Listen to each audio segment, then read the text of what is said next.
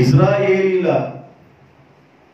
రాజ్యము, యోధా రాజ్యం 2 రాజ్యాలుగా విడిపోయిన తర్వాత ఇశ్రాయేలీని 19 మంది రాజులు పరిపాలన చేశారు. ఈ 19 మంది రాజుల పేర్లు చెప్తాను, అవి లైవ్లో ఉంటాయి.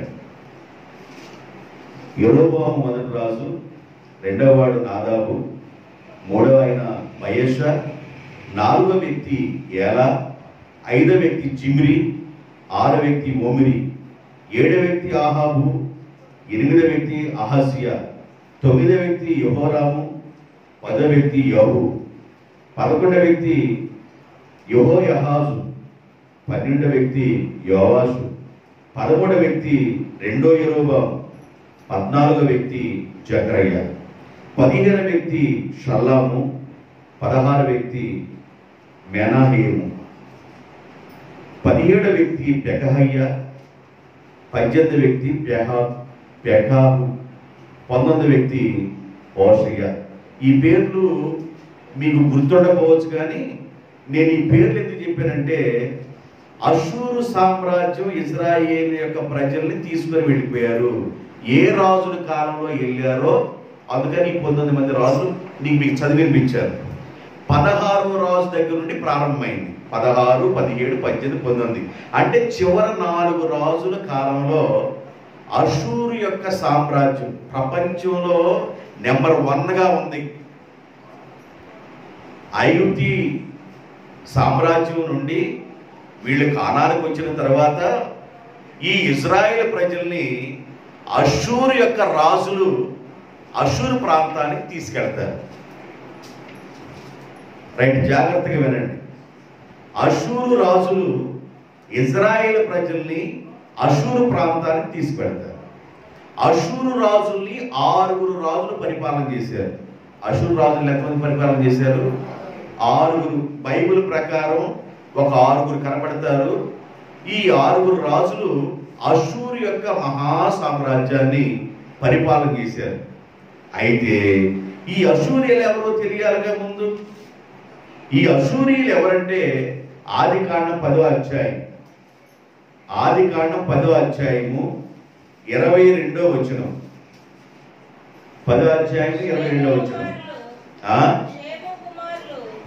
షేము కుమారులు ఏలాము, అషూరు, అర్పక్షాదు, అరామును. షేములో నుండి వచ్చిన వారు, జాగ్రత్తగా వినాలి. జలప్రళయం అయిపోయిన తరువాత నోవాహు ఫ్యామిలీ ఒక్కటే మిగిలింది. నోవాహు ఫ్యామిలీల నుండి అనేకంలో ప్రపంచ జాతులు మొత్తం విస్తరించినాయి. దాదాపు ఆదికాండం 10వ అధ్యాయంలో 72 జాతులు అక్కడి నుండే వెళ్ళినాయి. మీరు నిదానంగా 10వ అధ్యాయం చదవాలి. ఆదికాండం 10వ అధ్యాయంలో 72 జాతులు ప్రపంచంలో విస్తరించినాయి. ప్రపంచంలో విస్తరించిన జాతులు 7 నుండే వచ్చినాయి. అయితే నోవాహుకి 3 కుమారులు ఉన్నారు. షేము, హాము, యాపేతు. యాపేతు అంటే తెల్లోళ్ళు, హాము అంటే నల్లోళ్ళు, షేము అంటే సామాను సాయోళ్ళు. మీరు జాగ్రత్తగా వినాలి. తెల్లోళ్ళు, నల్లోళ్ళు, సామాను సాయోళ్ళు. దీన్ని ఏమన్నారంటే 3 ఖండాలుగా విభజించబడ్డారు వీళ్ళు. 3 ఖండాలు. ఆసియా ఖండం, షేము ఉన్నారు.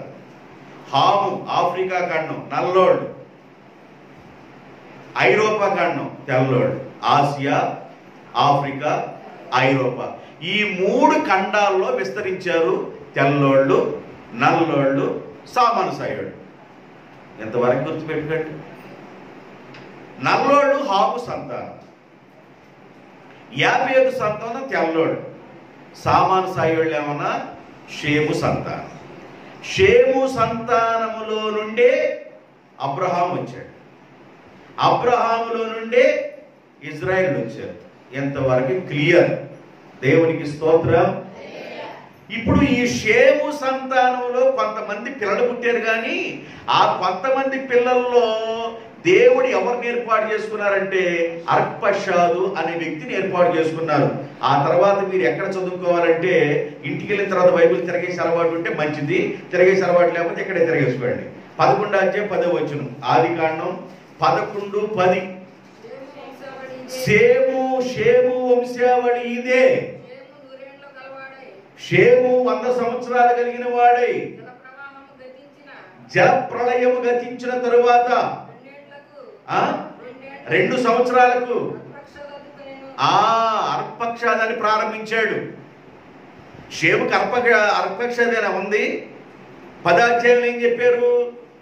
10వ అధ్యాయంలో 22వ వచనంలో షేము సంతానం ఎవరనగా అని ప్రారంభించి ఏలాము అని అక్కడ కొంతమంది పిల్లలు చెప్పాడు. అయితే 11వ అధ్యాయంలోకి వచ్చేసరికి 10వ వచనంలో ఏర్పాటులో ఎవరైతే ఉన్నారో వాళ్ళ పేర్లు మాత్రమే రాసుకుని వచ్చారు. అవి మీరు ఏర్పాటులో ఉన్న వాళ్ళ పేర్లు కింద గీత గీసుకోండి. అర్పషాదు ఫలానాయని కన్నాడు, ఆయన ఫలానాయని కన్నాడు అని కింద గీత గీసుకోండి. 10వ వాడు అబ్రహాం.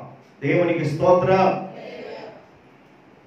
10వ తరం షేములో నుండి వచ్చిన 10వ తరం అబ్రహాము. అయితే ఈ అషూరీయులు ఎవరయ్యా అంటే షేము యొక్క కుమారులలో ఒక వ్యక్తి అషూరీయులు. ఎంతవరకు క్లియర్? అషూరీయులు ఎవరు? షేము ఎవరు?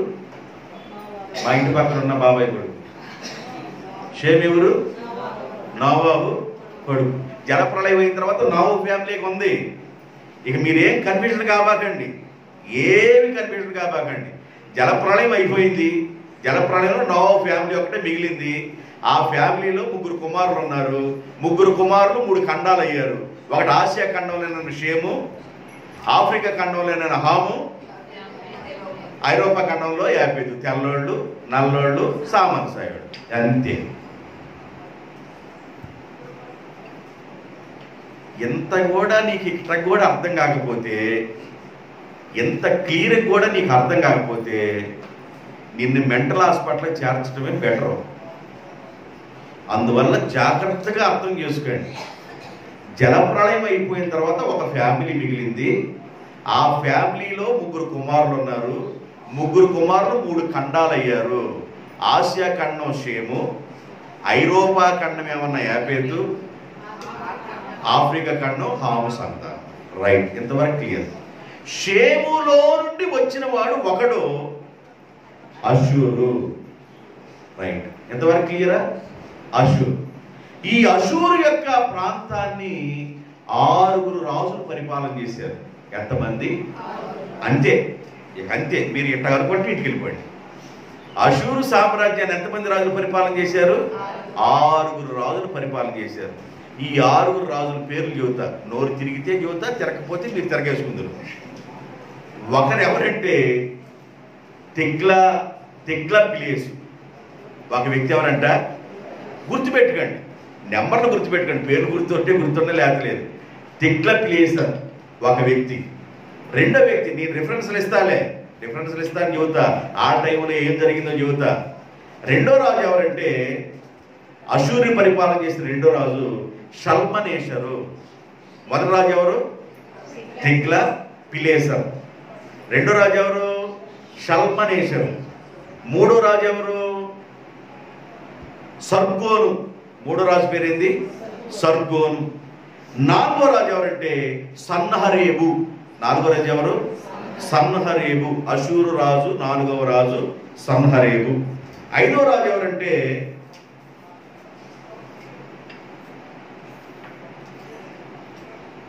ఎస్సర్దోను. ఐదో రాజు పేరేంది? ఎస్సర్దోను. ఆరో రాజు పేరు బైబిల్లో లేదు, చరిత్రలో ఉన్న మాట చెబుతాను. బనిపాల్. మణిపాల్ కాదు, బనిపాల్. ఆరో రాజు పేరేంది? బనిపాల్. ఈ 6 రాజుల కాలంలో ఏ రాజుల కాలంలో అషూరు వారు ఇజ్రాయెల్ ప్రజల మీదకి వచ్చారో మీకు కొన్ని రిఫరెన్స్లు చెప్తాను, జాగ్రత్తగా వినండి. అయిపోయిన వెంటనే మీరు ఇంటికి వెళ్ళిపోవచ్చు. దేవునికి స్తోత్రం. మొదటి రాజు పేరేంది? తిగ్లత్-పిలేసర్. ఈ రాజుగారు మనకి రెండో రాజుల గ్రంథంలో కనబడుతున్నాడు అయ్యగారు. రెండో రాజుల గ్రంథం 15వ అధ్యాయము 19వ వచనం 29వ వచనం. అషూరు రాజైన ఈ తిగ్లత్-పిలేసర్కి మరి ఒక పేరు ఏంటంటే పూలు. ఏ పేరు ఉందంట? పూలు. 29వ వచనం చూడండి, 15:29. మనకి తిగ్లత్-పిలేసర్ అనే విషయం కనబడాలిగా. చదవండి.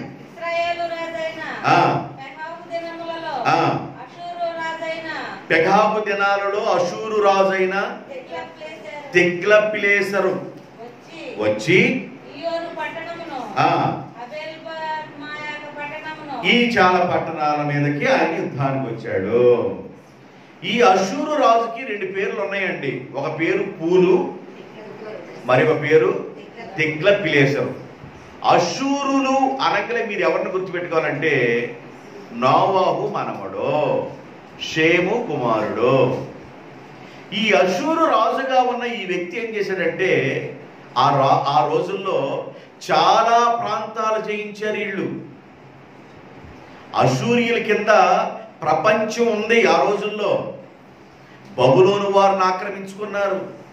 ఇంకా చాలా చాలా ప్రాంతాలని వీళ్ళు ఆక్రమించుకొని అషూరు మహాసామ్రాజ్యంగా వెలుగులోకి వచ్చింది. అషూరు వారికి ఎవరైనా కప్పం కట్టాలి, అషూరు రాజుకి ఎవరైనా కప్పం కట్టాలి, పన్ను కట్టాలి, ఎవరు ఎదురాడకూడదు. ఇజ్రాయేలీలను కూడా జయించిన వారు అషూరీయులు. ఈ అషూరీయుల యొక్క రాజుగా ఉన్న తిగ్లత్-పిలేసరు, మరి ఒక పేరు పూలు. ఈయన ఏం చేశాడంటే ఇజ్రాయేలీల రాజు అయిన 16వ రాజు. 19 మంది రాజులు ఉన్నారని చెప్పాను. మీకు ఆశ కలిగిన వాళ్ళు నేను రాసుకుంటానయ్యా అంటే నేను తర్వాత చెబుతాను. ఆశ లేని వాళ్ళు ఇంటికి వెళ్ళండి. 19 మంది పేర్లు ఉన్నాయి. ఈ 19 మందిలో 16వ వాని పేరు ఏంటంటే మెనాహేము. మెనాహేము ఇజ్రాయేలీ రాజుగా ఉన్నాడు అప్పుడు. ఈయన ఏం చేశాడంటే ఆయన ఎప్పుడైతే ఈయన మీదకి వచ్చాడో ఆయన కొంత పన్ను చెల్లించాడు. ఎంత పన్ను చెల్లించాడు? అక్కడ రాయబడి ఉంటుంది ఎంత పన్ను చెల్లించాడో. 2000 మణుగుల వెండిని తిగ్లత్-పిలేసర్కి పన్ను చెల్లించాడు. అంటే 6,60,00,000 రూపాయలు కప్పం చెల్లించాడు. ఇజ్రాయేలు మీదకి ఆయన వచ్చి కప్పం కట్టించుకుంటా వెళ్ళేవాడు. ఇలాగా ఇజ్రాయేలీల్ని లోపరుచుకున్నారు ఆ రోజుల్లో ఉన్న అషూరీయులు. ఈ తిగ్లత్-పిలేసర్ కాలంలో పన్ను కట్టించుకుంటా ఉన్నారు. ఆ తర్వాత రెండవ రాజు అయిన షల్మనేషరు అనే వ్యక్తి రంగప్రవేశం చేయడం జరిగింది. ఈ రెండో రాజు రంగప్రవేశం చేశాడు. ఆయన తర్వాత పూలు అనే రాజు తర్వాత షల్మనేషరు అనే రాజు ఆయన అషూరు వారిని పరిపాలన చేస్తా ఉన్నాడు. రెండో రాజులు 17వ అధ్యాయము 3వ వచనం దగ్గర నుండి 6వ వచనం వరకు చదవచ్చు. అతని మీదకి అషూరు రాజైన షల్మనేషరు యుద్ధమునకు రాగా హోషయ్య అంటే ఎవరు అనుకున్నారు? ఇజ్రాయేలీల ఆఖరి రాజు, 19వ రాజు పేరు హోషయ్య. ప్రవక్త అయిన హోషయ్య వేరు, రాజు అయిన హోషయ్య వేరు. ఈయన రాజు, ఇజ్రాయేలీల ఆఖరి రాజు హోషయ్యను అతనికి దాసుడై పన్నించువాడాయను. ఈయన ఏం చేశాడంటే ఈ హోషయ్య, ఒరే నాయనా మేము పన్ను అషూరు వాళ్ళకి కడుతున్నాము కాబట్టి నీవు గాని మాకు సహాయంగా ఉంటే, ఇజ్రాయేలీలు ఐగుప్తు యొక్క రాజు సహాయం కోరారు. అప్పుడు ఐగుప్తిని పరిపాలన చేస్తున్న రాజు పేరు సో. పేరేంది? సో. అంటే సోనే. సో ఇంకా పేరేం లేదండి. చదవండి. అతడు ఐగుప్తి రాజైన సో అని ఆయన దగ్గరికి దూతలు పంపించి,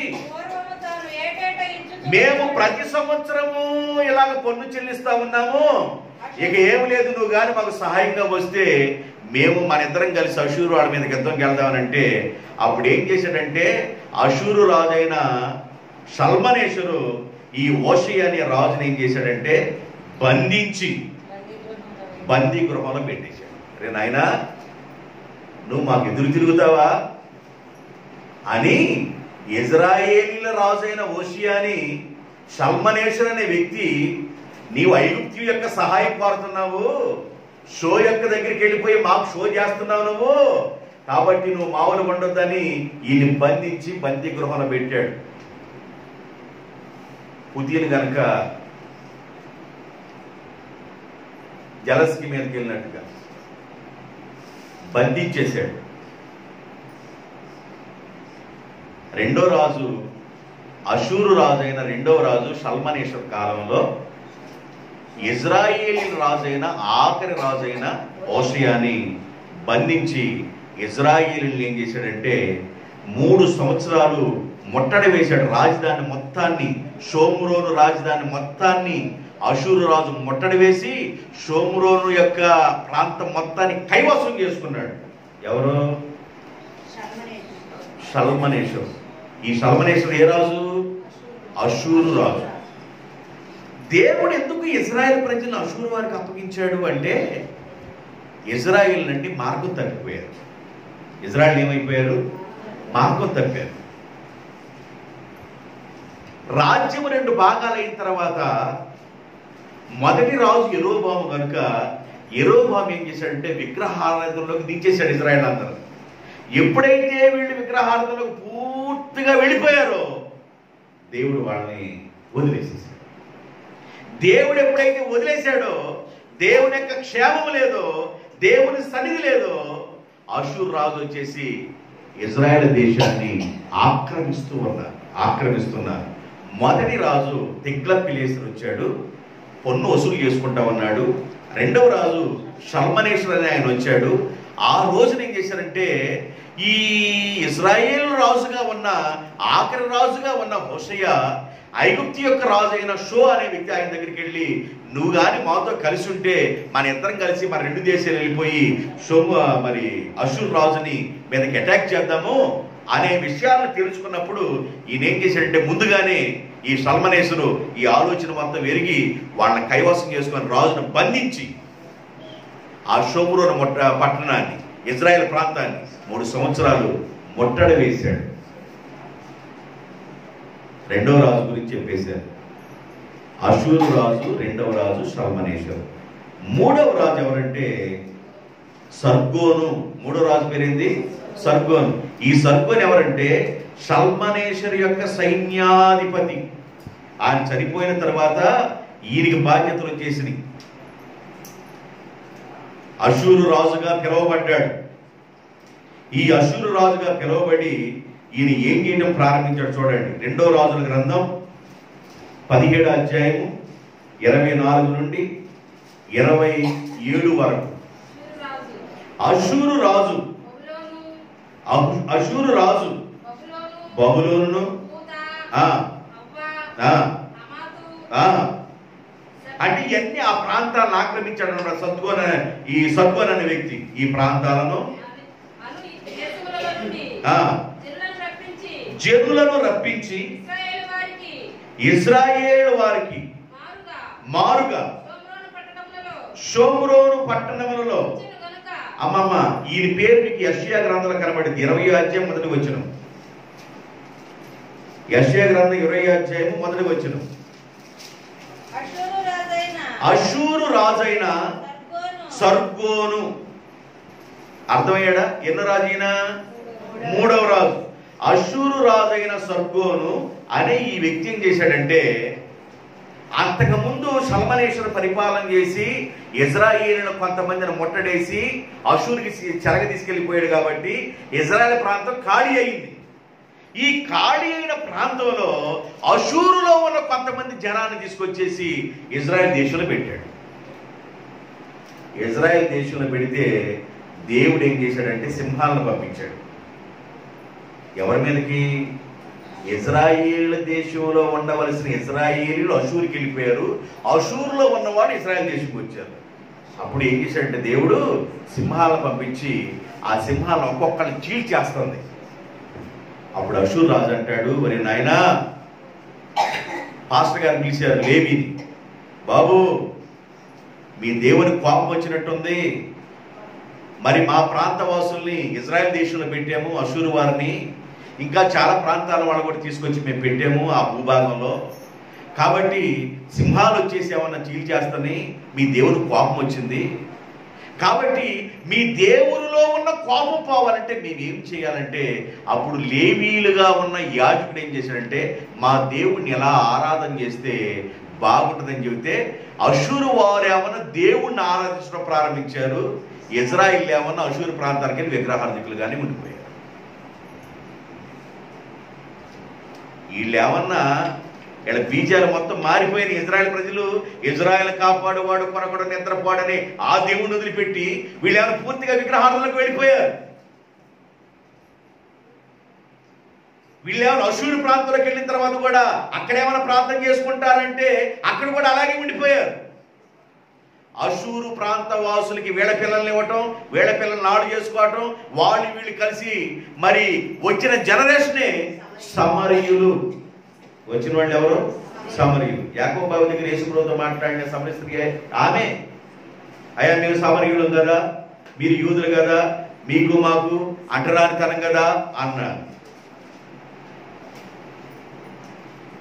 ఈ మూడవ రాజు సర్గోను ఆయన ఏం చేయడం ప్రారంభించాడంటే అషూరు ప్రాంతంలో ఉన్న కొంతమంది జనాన్ని తీసుకొని ఇజ్రాయేల్ దేశంలో పెట్టి ఇజ్రాయేల్ దేశంలో కొంతమంది జనాన్ని తీసుకొని అషూరు దేశాన్ని తీసుకెళ్ళిపోయాడు. ఇజ్రాయేల్ దేశం ఎలా పాడైపోయిందో మీకు క్లియర్గా చెబుతున్న విషయాలు జాగ్రత్తగా మీరు ఆలోచన చేయాలి. ఈయన గారి తర్వాత నేను క్లుప్తపరుస్తున్నా. 4వ రాజు ఎవరు వచ్చారంటే సన్హరేబు. ఈయన ఏం చేశాడు? సన్హరేబు 4వ రాజుగా వచ్చి ఈయన కొన్ని దండయాత్రలు చేశారండి. ఈ దండయాత్రలో ఏం చేశాడంటే బబులోను ప్రాంతాన్ని ఇంకా చాలా ప్రాంతాలని మొత్తాన్ని జయించి, ఈ జయించిన ప్రాంతాల మొత్తాన్ని గుప్పిట్లు పెట్టుకొని, ఇజ్రాయెల్ ప్రాంతం ఖాళీ అయిపోయిందిగా, ఇప్పుడు మరి ఏ ప్రాంతం మిగిలింది? ఇజ్రాయెల్ ప్రాంతం ఖాళీ అయిపోతే ఇంకా ప్రాంతం ఏది మిగిలిందంటే యోధా ప్రాంతం మిగిలిలేదు. యామం. ఇజ్రాయెల్ ప్రాంతం ఖాళీ అయిపోయింది, ఇక మిగిలింది ఎవరు? యూదులు. యూదుల మీద పడ్డది కన్ను. ఎవరికి? సన్హరేబు అనే వ్యక్తికి యూదుల మీద పడ్డది కన్ను. ఇజ్రాయెల్ ఖాళీ చేశారు, అయిపోయింది. ఇజ్రాయెల్ మొత్తం 2-3 ట్రిప్పులుగా వచ్చేసి 2-3 ట్రిప్పుల్లో ఇజ్రాయెల్ మొత్తాన్ని తీసుకుని అషూరుకి వెళ్ళిపోయారు. అషూరు వారిని, బబులోను వారిని, ఇంకా ఆయా ప్రాంతాల వారిని తీసుకొచ్చి మొత్తాన్ని ఇజ్రాయెల్ భూభాగంలో పెట్టేశారు. ఇప్పుడు మిగిలిన భూభాగం యూదులు ఉన్నారు. ఈ యూదుల మీదకి సన్హరేబు మంచి సైన్యంతో వచ్చాడు.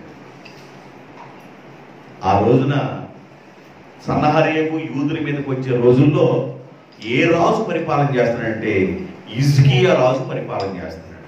ఏ రాజు? హిజ్కియా ప్రార్థన చేస్తున్నాడు, అయ్యా మమ్మల్ని జ్ఞాపకం చేసుకుని, ఆయన అషూరు వారు ఇజ్రాయెల్ ఆల్రెడీ తుడుచుకొని వెళ్ళిపోయారు, మా మీద కూడా వస్తున్నారు, అయ్యా మమ్మల్ని జ్ఞాపకం చేసుకోవా ప్రభు అని హిజ్కియా యూదులు అందరూ కలిసి ప్రార్థన చేస్తే ఒక్క రాత్రి దేవదూత యుద్ధం చేయడం ప్రారంభించింది. ఒక్క రాత్రి అషూరు వారి దండులోనికి చొచ్చి 185,000 మందిని, ఎవరా? ఇజ్రాయేలీలంటే వాళ్ళు ఏమన్నా విరోధులైపోయి నన్ను ఆరాధించలా, యూదులు ఏమన్నా నన్ను ఆరాధిస్తున్నారు, నన్ను వెంబడిస్తున్నారు, ప్రార్థిస్తున్నారు. ప్రార్థించే పెట్రోల్ జోలికి వచ్చి వాళ్ళని కూడా నాశనం చేయాలనుకుంటున్నారు మీరు, వాళ్ళని కూడా మీరు నాశనం చేయాలనుకుంటున్నారని దేవుడు జోక్యం చేసుకున్నాడు. ఇజ్రాయెల్ ప్రజల జోలికి వచ్చినప్పుడు దేవుడు ఎందుకు జోక్యం చేసుకోలేదు? వాళ్ళు పూర్తిగా డైవర్ట్ అయిపోయారు, పూర్తిగా లోపలికి వెళ్ళిపోయారు. దేవుడు లేని వ్యక్తులుగా బ్రతుకుతున్నారు, దేవుడిని విడిచిపెట్టి బ్రతుకుతున్నారు. అందుకనే ఇజ్రాయేల్ భూభాగం మొత్తం ఖాళీ అయిపోయి అషూరు ప్రాంతానికి వెళ్ళిపోయారు. అషూరు వారిలో ఉన్న జనం ఇజ్రాయెల్ భూభాగంలోకి వచ్చారు. బబులోన్లో ఉన్నవారు కూడా ఇజ్రాయెల్ భూభాగంలోకి వచ్చారు. ఇక కొన్ని ప్రాంతాల వారు కూడా ఇజ్రాయెల్ భూభాగాన్ని ఆక్రమించేసుకున్నారు. ఇక మిగిలింది దక్షిణ దిక్కులో ఉన్న యూదులు ఉన్నారు. ఈ సన్నహరేబు ఉన్నాడే 4వ రాజు, ఈయన కన్ను యూదుల మీద పడ్డాది. యూదుల మీద పడి యూదులను కూడా తీసుకుని వెళ్ళాలా, నాశనం చేద్దాం, ఆ దేశం కూడా కైవాసం చేద్దాం అని అనుకున్నారు. ఆ రోజున దేవుడు అద్భుతం చేశాడు. 2వ రాజుల గ్రంథంలోకి వెళ్ళండి, 18వ అధ్యాయము 13వ వచనం. రాజైన హిజ్కియా ఏలుబడిలో 14వ సంవత్సరమున అష్షూరు రాజైన సన్హరేబు యోధా దేశమందున్న ప్రాకారము కలిగిన పట్టణములను అన్నిటి మీదకి వచ్చి వాటిని పట్టుకొనగా యోధా రాజైన హిజ్కియా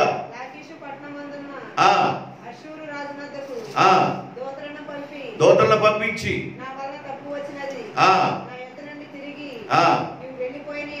వెళ్ళిపోయిన ఎడల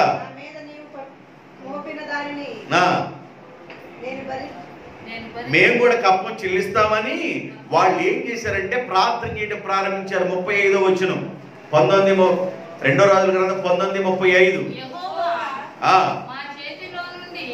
యెహోవా మా చేతిలో నుండి యెరూషలేమును విడిపించుటకును ఆయా దేశముల యొక్క దేవతలలో ఏదైనాను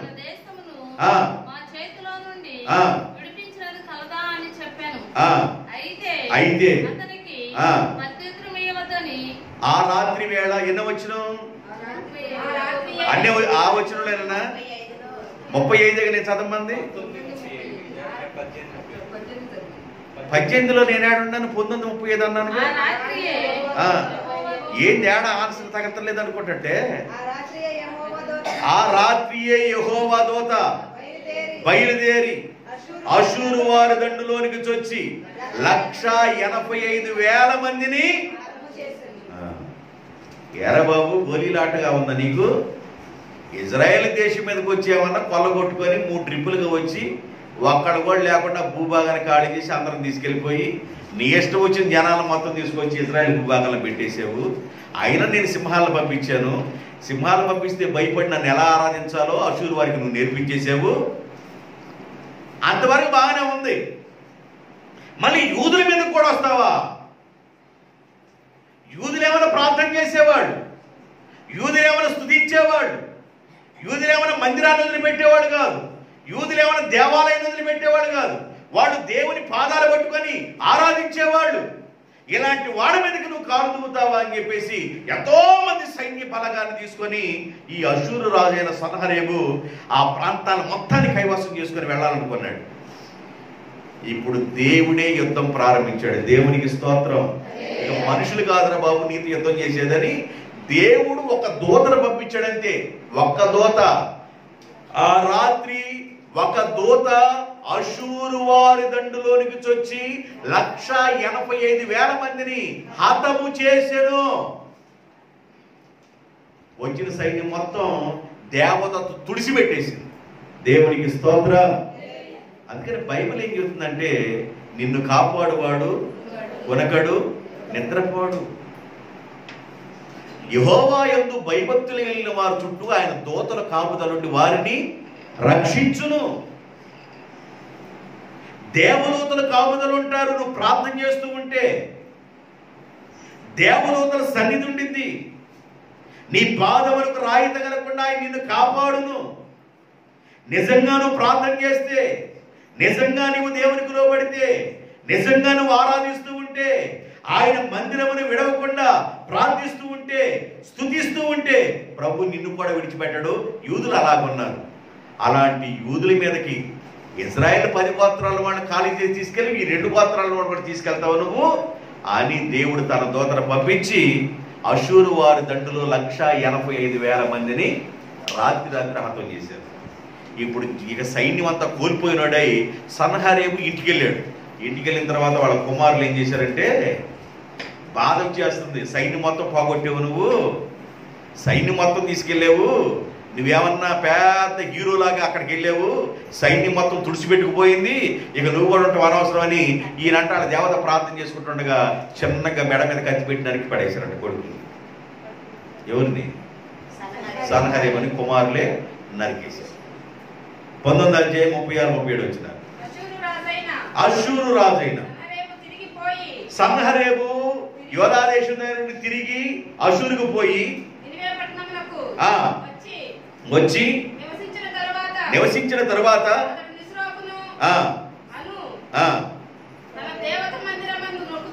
మొక్కుచుండగా అతని కుమారులు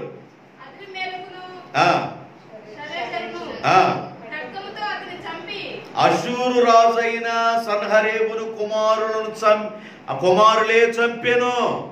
ఆ తర్వాత ఆఖరుడు ఒకడు ఉన్నాడు, ఈ అష్షూరు రాజు యొక్క కుమారుడు. ఏదంట? ఎస్సర్హద్దోనా?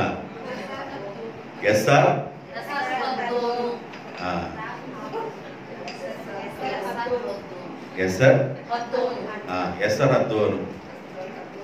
మీరు ఎస్సర్దోను అని పెట్టుకోండి. ఎస్సర్దోను అంటే అన్ని కలిపి ఒకేసారి పలికి ఎస్సర్దోను. ఎస్సర్దోను అనే వ్యక్తి 5వ రాజు అయ్యాడండి. అంటే ఈ ఎస్సర్దోను ఎవరు? సన్హరీబు యొక్క కుమారుడు. సన్హరీబు చనిపోయాడు. ఈయనేం చేశాడు? ఈయన వచ్చి చాలా ప్రాంతాలని మళ్ళీ గెలవటం ప్రారంభించాడు. చుట్టుపక్కల ఉన్న రాజులందరినీ ఈయన వశం చేసుకున్నాడు. ఎవరు? ఎస్సర్దోను అనే వ్యక్తి చుట్టుపక్కల ఉన్న రాజులు, దాదాపు బలం కలిగిన 12 మంది రాజుల్ని ఈయన గ్రిప్పులు పెట్టుకొని పరిపాలన చేస్తూ ఉన్నాడు. తూరు సీదోను ప్రాంతం కానివ్వండి, సముద్ర తీరంలో ప్రాంతం కానివ్వండి, కూషు ప్రాంతం కానివ్వండి, ఐగుప్తి ప్రాంతం కానివ్వండి, బబులోను ప్రాంతం కానివ్వండి, ఇట్లాగా ఈ అష్షూరు సామ్రాజ్యానికి చుట్టుకున్న ప్రాంతాల మొత్తం రాజుల మొత్తాన్ని గ్రిప్ చేసి పాలన చేస్తూ ఉన్నాడు.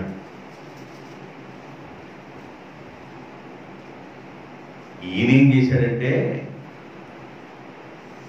ఈ 12 మంది రాజుల యొక్క పాలనలో ఉన్న జనాంగాన్ని కొంతమంది తీసుకొని మరలా ఇజ్రాయెల్ భూభాగాన్ని నింపాడు. నా మాటలు అర్థమవుతున్నాయా? ఇజ్రాయెల్ భూభాగం ఖాళీగా ఉంటే ఇంకా కొంతమందిని తీసుకొని వచ్చేసి ఈయన గారు ఏం చేశాడంటే ఇజ్రాయెల్ భూభాగంలో పెట్టాడు. దీన్ని మీకు ఎక్కడ కనబడింది అంటే ఎజ్రా గ్రంథం 4వ అధ్యాయం 2వ వచనంలో కనబడింది.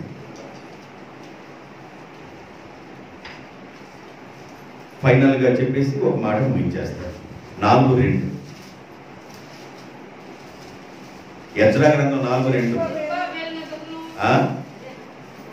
ఎజ్రా గ్రంథం 4వ అధ్యాయం 2వ వచనం.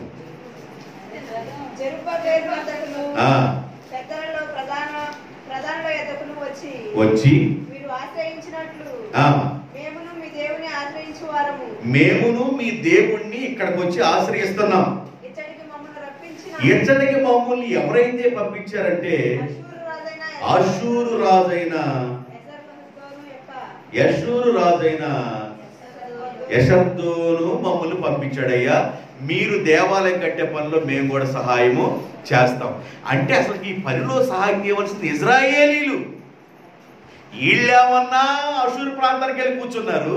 ఆ ప్రాంతంలో జయించబడిన దేశంలో ఉన్న వాళ్ళ మొత్తాన్ని ఎడ తీసుకొచ్చి పెట్టారు. సింహాలు వచ్చి వాళ్ళ మీద పడితేలకి వాళ్ళు భయపడి దేవుణ్ణి ఆరాధించడం ప్రారంభించారు. వాళ్ళు వీళ్ళయ్యారు, వీళ్ళు వాళ్ళు అయ్యారు. ఈ రాజుగారి టైంలో యోధా రాజు ఒక అతను ఉన్నాడు, మనష్షే అని.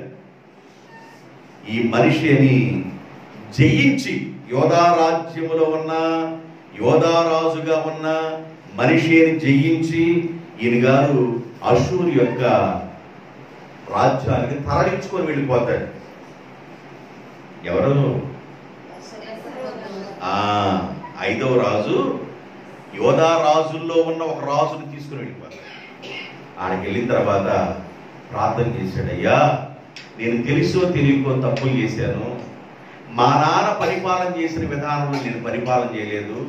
మా నాన్న మీకు ఇష్టంగా జీవించాడు, నేను మీకు ఇష్టంగా జీవించలేదు, నన్ను క్షమించయ్యా, ఈ శత్రురాజులకు అప్పగించావయ్యా, నన్ను మన్నించయ్యా అని ఆయన ప్రార్థన చేసుకుంటూ ఉండగా ఈయన్ని తీసుకెళ్లిన రాజు ఏమైనా చనిపోయాడు.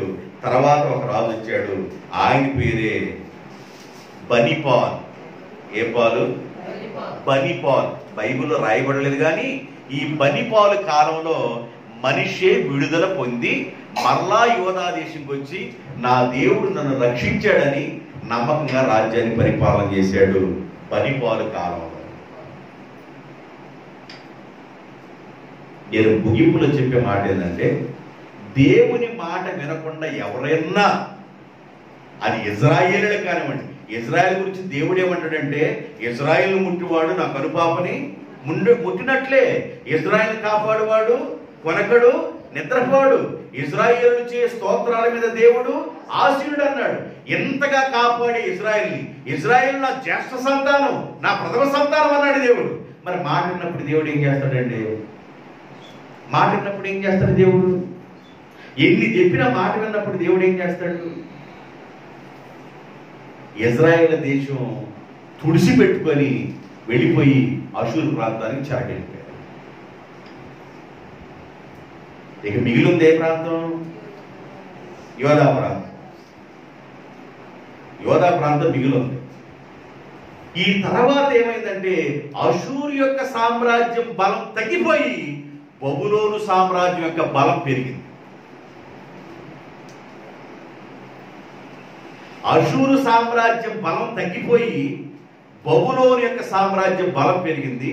బబులోను సామ్రాజ్యం యొక్క బలంలో ఆ కాలంలో యూదులను బబులోనికి చెరక తీసుకెళ్తారు. ఇది హిస్టరీ, ఇది చరిత్ర. కనుక ఇజ్రాయేలీలు అషూరుకి ఎందుకు చెరకెళ్ళారు, యూదులు బబులోను దేశానికి ఎందుకు చెరకెళ్ళారు, ఏం పొరపాట్లు ఉన్నాయి అని మనం ఆలోచిస్తే, దేవునికి వ్యతిరేకంగా జీవిస్తే, దేవునికి అయిష్టంగా జీవిస్తే, దేవుడు ఎన్ని మార్లు మాట్లాడుతున్నా నాది కాదులే అన్నట్లుగా జీవిస్తే, దేవుడు ఎన్నిసార్లు హెచ్చరిక చేస్తున్నా ఇది నాకు కాదులే అన్నట్లుగా పట్టినట్లుగా ఉంటే, దేవుడు కూడా వాళ్ళని పట్టించుకోడు, వదిలేసేస్తాడు. ఎన్నిసార్లు చెప్తాడు దేవుడైనా? ఒకసారి మాట్లాడతాడు, 2 సార్లు మాట్లాడతాడు, సహాయం చేస్తాడు. నా కుమారుడు నా కుమార్తె ఏడుస్తుందని సహాయం చేస్తాడు. ఎన్నిసార్లు ప్రభు మాట్లాడుతున్నా, ఎన్నిసార్లు దేవుడు హెచ్చరిక చేస్తున్నా, మొండి కాలు లాగా నువ్వు ఉన్నట్లయితే దేవుడు కూడా చూసి వదిలేస్తాడు. ఇజ్రాయేల్ ప్రజలను అషూరు వారు వదిలేసినట్లుగా వదిలేసేస్తాడు. ఈ అషూరు సామ్రాజ్యం బలం తగ్గిపోయిన తర్వాత బబులోను సామ్రాజ్యం యొక్క బలం పెరిగింది. ఈ బబులోను సామ్రాజ్యం యొక్క బలములో మళ్ళీ యూదులు 70 సంవత్సరాలు చెరకెళ్ళిపోయారు. దేవుని చిత్తమైతే తర్వాత మాట్లాడుకుందాం. దేవుడి మాటలు దీవించుగాక. ఆమేన్. తలవంచండి. మహాపరిశుద్ధుడైన తండ్రి, ప్రేమ కలిగిన మా ప్రభువా, కృప కలిగిన తండ్రి, దయామయుడా, నీకు వందనాలు. అబ్రహాములో నుండి ప్రారంభించిన యాత్ర నిబంధన చేసుకున్నాం అబ్రహాముతో. అబ్రహాము నా స్నేహితుడా, అబ్రహాములో నుండి వచ్చిన సంతానాన్ని ఏర్పాటు చేసుకొని ఇజ్రాయేలీలు ప్రపంచంలో, యూదులు నా జ్యేష్ఠ సంతానం, బ్రహ్మ సంతానం అన్నా. ఐగుప్తు ప్రాంతం నుండి వారిని బయటికి తీసుకొచ్చి వాగ్దాన దేశంలో మరలా వాడు స్వతంత్రించుకునే భాగ్యాన్ని ఇచ్చాడు. వెట్టి చాకులు వచ్చి నా ప్రభు విడిపించాడు. ఇనప కొలుపులో నుంచి నా దేవుడు విడిపించాడు. ఈ కానానులో పాలు తేనెలు ప్రవహించే దేశంలో మీకు బాగుండాలని, మీకు మహిమ చెల్లించవలసిన వారు మీకు మహిమ చెల్లించకుండా, మీకు తగిన విధంగా జీవించకుండా వారి జీవితాలు ఎప్పుడైతే మారిపోయినాయో, ఎన్నిసార్లు హెచ్చరించినా లోబడలేదో, వారి విగ్రహార్థికులకు ఉన్న కారణాన్ని బట్టి, మీకు దూరమైన కారణాన్ని బట్టి అషూరు వారికి ఇజ్రాయేల్ అప్పగించబడ్డారని ఎంతవరకు మీ వాక్యం విన్నాం. నా ప్రభువా, మీ బిడ్డలను దీవించండి నాయన. మాతో మీరు మాట్లాడే దేవుడు, వాక్య రూపంలో మాట్లాడతాం. స్వరం రూపంలో మాట్లాడతాం, దర్శనం రూపంలో మాట్లాడతాం, కళ రూపంలో మాట్లాడతాం. మీరు మాట్లాడినప్పుడు మీ మాటను లోబడే బిడ్డలుగా చేయమని ప్రార్థన చేస్తాం. మా జీవితాలను చక్కబెట్టుకొని మీ పాదాల దగ్గర ఒదిగే భాగ్యాన్ని దయచేయమని పెట్టుకుంటాం. నా ప్రభువా, మా హృదయ కాఠిన్యం ఆశీర్వాదానికి దూరం చేస్తుంది నాయన. మా హృదయంలో ఉన్న బలహీనత మీ ఆశీర్వాదానికి దూరం చేస్తుంది నాయన.